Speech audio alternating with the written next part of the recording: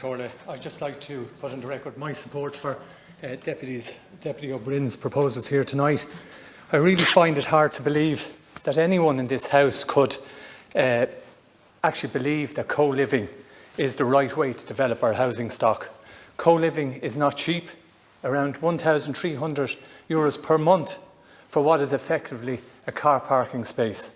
40 people sharing a kitchen. At the best of times, co-living is not suitable. But at the height of a pandemic, co-living is completely unacceptable. These are tenements for the future. They are certainly not boutique living, as has been previously described by the Fine Gael minister. The cost of land gets pushed up because developers use the site to wedge in the bedrooms.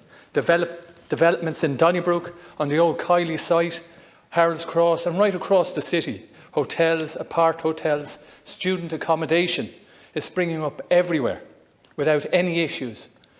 But for working families and homeless individuals, the homes are not being built and they're not affordable.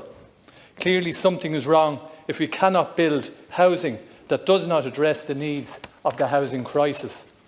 The reality is we have a developer-led housing policy. We have 4,000 co-living beds in the system.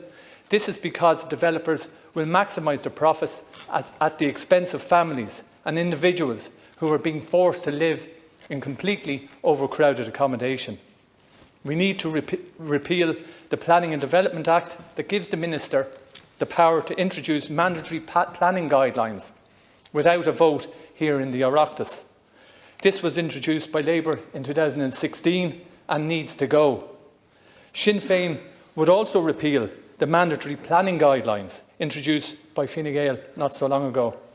It should be noted that these are the same guidelines, the same regulations that have allowed developers chance their arm to try and build 15-storey buildings in Ringsend next to 1- and 2-storey buildings and schools. Thankfully, Dublin City Council have rejected this, and it's important that on Bord Pleanála it does the same.